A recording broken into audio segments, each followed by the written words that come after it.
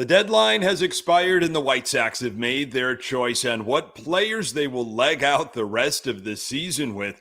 An easy guy to root for and a man with a ton of power.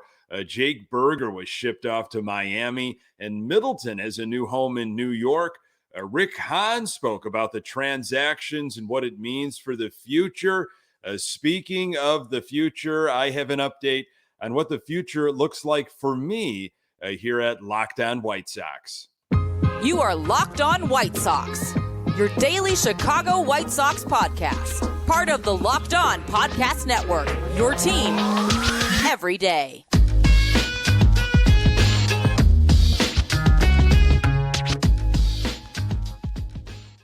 Hey, Sox fans, welcome back to Locked On White Sox. Thank you for making Locked On White Sox your first listen each and every day. We're free and available on all platforms. Follow us on Twitter at Locked On Sox.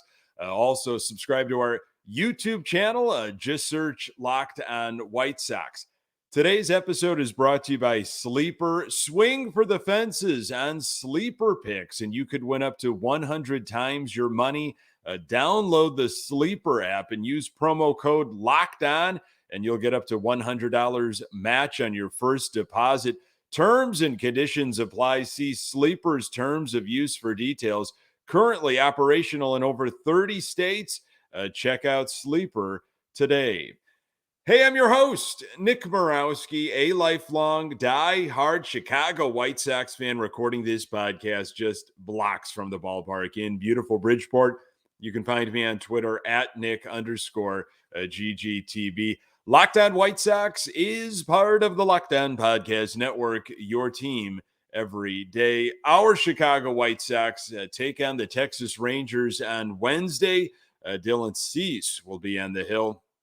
Catch every pitch of the White Sox hometown broadcast with SiriusXM on the SXM app. Search White Sox. State of the Sox, 43-65 on this 2023 season. Was supposed to be a year in contention, and obviously that went in a completely different direction. It feels like a while ago, but maybe officially, a few weeks ago, maybe 3 weeks ago. I don't know. It's all blending in right now. But of course, once Giolito and Ronaldo Lopez were shipped off last week, we kind of knew what was going to be happening with our White Sox. Well, they lost to the Rangers. They were blanked by the Rangers 2-0. We'll get into some of that a little bit later in this episode. But how about the deadline deals? What went down on Monday? So leading up to Monday, of course, the White Sox parted ways with Lucas Giolito, Ronaldo Lopez, Lance Lynn, Joe Kelly, Kendall Graveman. You now want to calling it a whole rebuild, but maybe a remodel or just a reshaping or a refocus, whatever gentle term you'd like to use. But the fact that, we're trading off of these guys, there's a lot of different things that you can make from it. It's just so disappointing. And again, these contracts were going to be expiring for the most part, and they were most likely not coming back. And so you're trying to get something for them. There were some bigger names that I thought might get moved, and they didn't. Lots of rumors, a lot of smoke with Dylan Cease. Boy, I was refreshing Twitters. I'm sure there were so many others wondering right around like 4:30. I got a lot of stuff of, it seems like there's a package in place for Dylan Cease. It sounded like the Baltimore Orioles were really interested. Dodgers, I saw that name pop up. Sox probably wanting the absolute farm, as they should. And looks like they're holding on with Dylan Cease, at least for now. We'll see what happens in the offseason during the winter meetings and maybe even next season, because despite what folks are saying, I don't know if the Sox are going to be competitive in 2024. Well, on Monday, we had a couple other movements. Keynan Middleton, I had a feeling he was going to be going. You don't need that type of arm in your bullpen when you are going nowhere this season. And so they shipped him off to New York. And the one that really was kind of surprising, but I've talked about it on Locked On White Sox, talked about it on Good Guys Talk Back, and The Sox it feels like they don't know what to do with Jake Burger. Third base, second base, first base, DH. Well, you've got maybe Aloy that can DH because they don't trust him out in right field, even though he wants to play right field. Burger just didn't seem like he had a home. And what a story for Jake Burger. But Jake Burger, with all of his power, a fan favorite, I think, for a lot of folks, shipped off to Miami for left-handed pitching prospect Jake Eder. I hope I'm saying that right. I haven't done all my research on all these new names flying in, but Jake Eder, Eder. So this was from MLB Trade Rumors. Steve Adams subtracting Burger from the White Sox long-term outlook obviously takes away a good bit of power potential. But if the club isn't sold on his defensive acumen at third base, then he becomes a tough fit. Chicago has Andrew Vaughn and Eloy Jimenez locked in as long-term options at first base and designated hitter, respectfully, so it could prove difficult to find Burger regular at-bats if his glove is indeed a prominent concern. It's also possible that the Sox simply felt Eder too talented a prospect to pass up when presented the opportunity to acquire him. The 2020 fourth-round pick had pitched his way into top 100 prospect status prior to undergoing Tommy John surgery and has already made his way to the Double-A level this year upon returning. Eder, a Vanderbilt product, posted a 1.17 ERA in 71 and a third innings in his first pro season before going under the knife. And he's returned with 39 and a third innings of 4.12 ERA ball. Fangraphs has already plugged him right back into their top 100 list, ranking him as the Marlins' number one prospect and the number 54 prospect in baseball. Scouting reports on Eder tout his mid-90s heater and a slider that Fangraphs touts as one of the nastiest pitches on the planet. Eder also has a changeup that's well behind his heater and breaking ball, but both Baseball America and Fangraphs agree it can be an average pitch with further refinement. There are certainly some concerns for any young pitcher coming off of major arm surgery, with Eder's 12.5 walk rate will need to be refined. However, he's already pitching in Double-A, and it's feasible that he can be an option for the White Sox as soon as next season.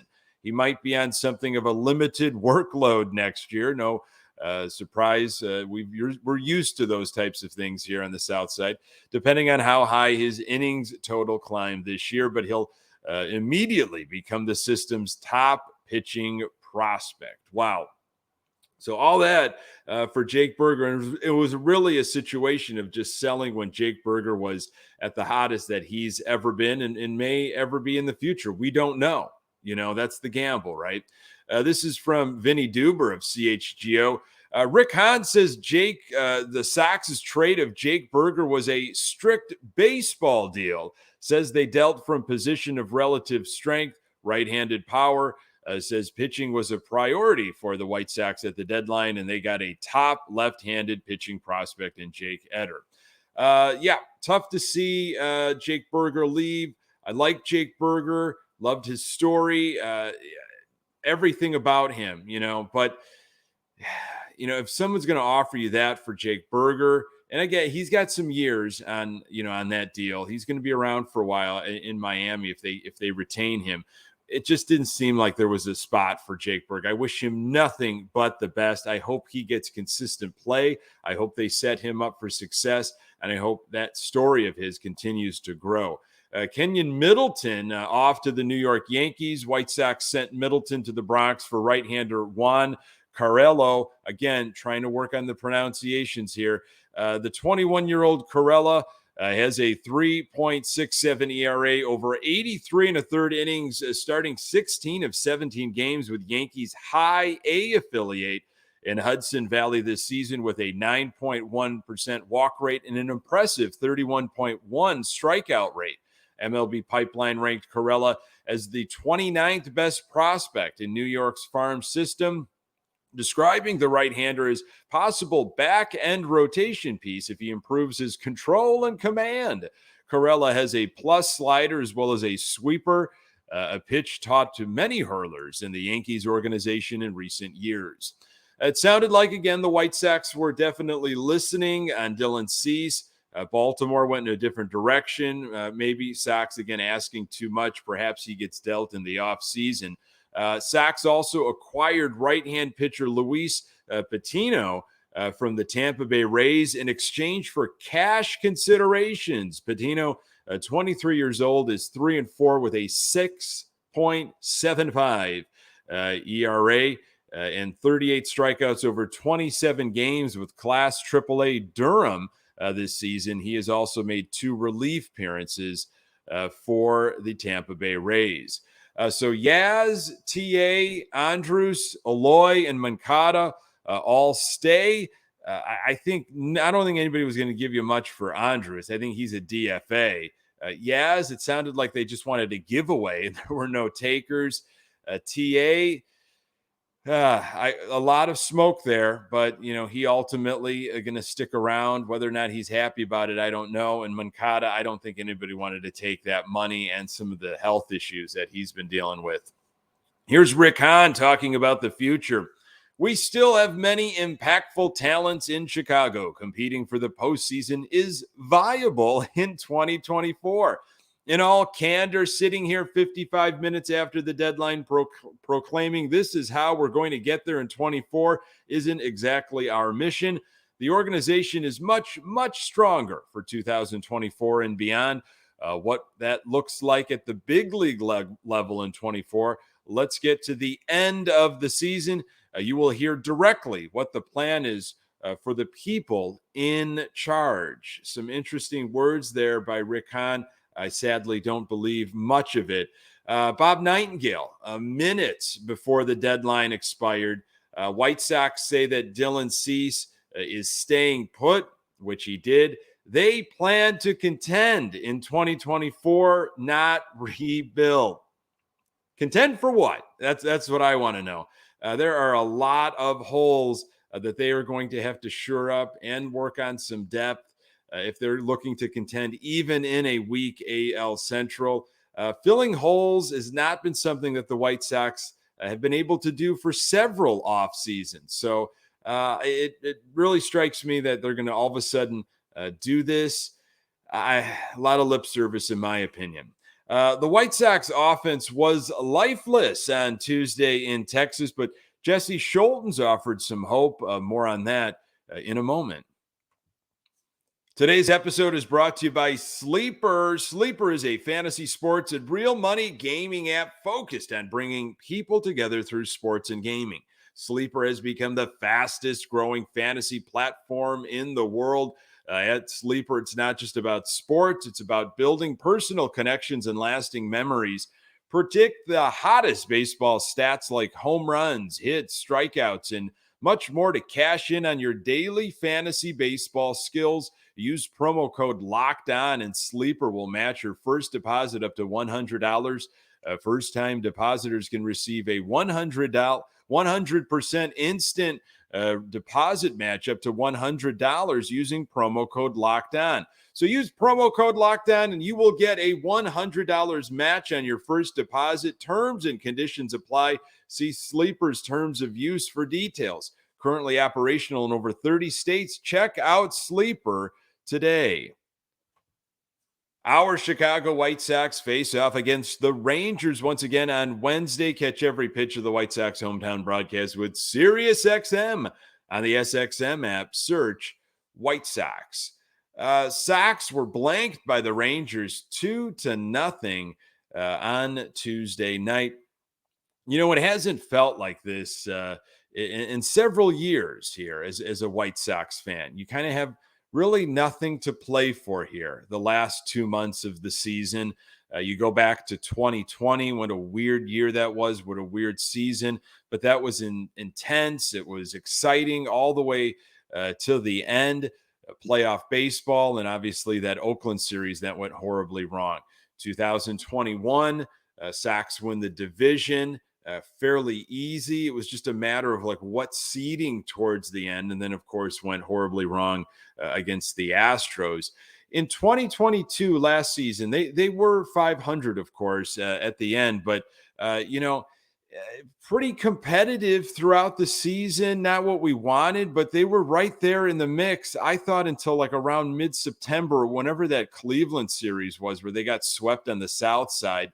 And then it was, of course, downhill for the last few weeks. Now we've got 2 months of baseball, and it's going to be tough. It really is. And I'm wondering what the players that, are still on this team, what they're thinking.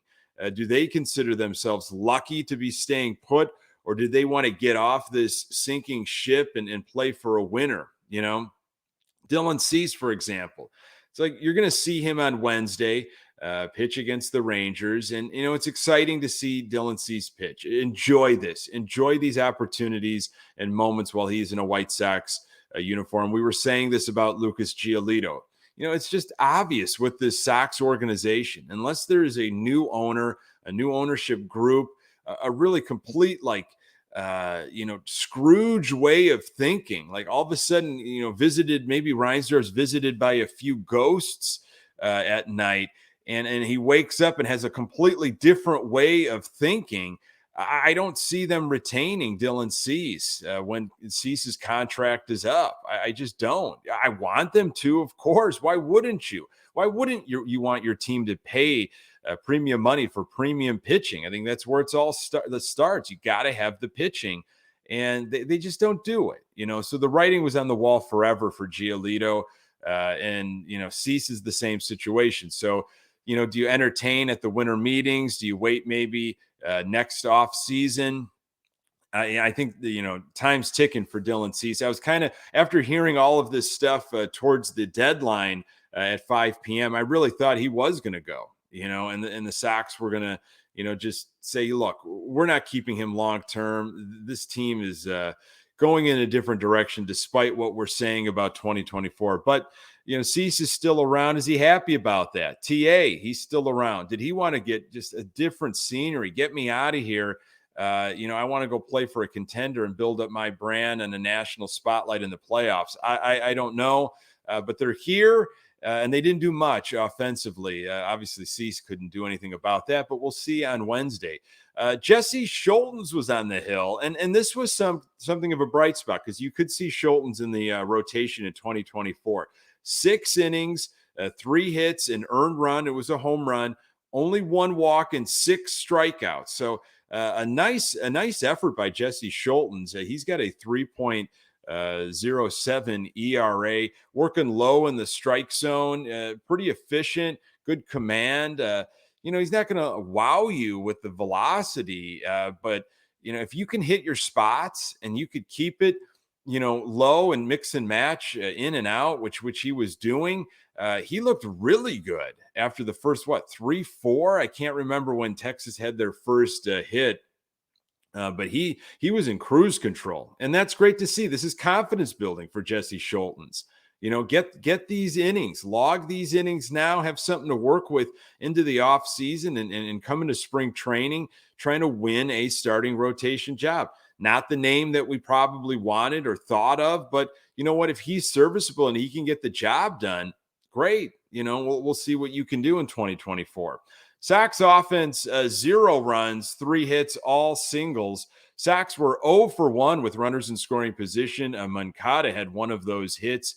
He also struck out 3 times. TA and Vaughn had the other hits. I mean, the White Sox lineup on Tuesday still featured TA, Moncada, Robert, Jimenez, Benintendi, Vaughn. I mean, you should get more than 3 singles. And that's been the problem with this team. I think Frank Thomas said it in the postgame once on NBC Sports Chicago. Grifol is putting it on his shoulders, which is great. These players, they need to wear it. Where are these players at? They're absolutely failing. That lineup right there, TA, Moncada, Robert, Jimenez, Benintendi, Vaughn, right there should get you more than just 3 singles. But that has been the story of the season. Andrews took over for Berger at second. You got a feeling he's going to be DFA'd, let go at some point so they can give other guys an opportunity and see what they have at those positions. Yaz replaced Zavala late in the game. If the Sox could not give away Yaz, what's his future like for the next few months? So Dylan Cease will go on Wednesday against Dane Dunning. How about that? Dunning 8-4 with a 3.28 ERA. I would assume Dunning would like nothing more than to dominate against his former team. Dylan Cease is 3-0 with an ERA of 2.73 and 38 strikeouts in 5 appearances against the Rangers in his career. Cease pitched against the Rangers back on June 20th of this year. 6 innings, 5 hits, 2 earned runs, a couple of walks, and 9 strikeouts. It has been a long, strange trip, and it will be coming to an end soon. I've got an update on my time here at Locked On White Sox. More on that in a moment.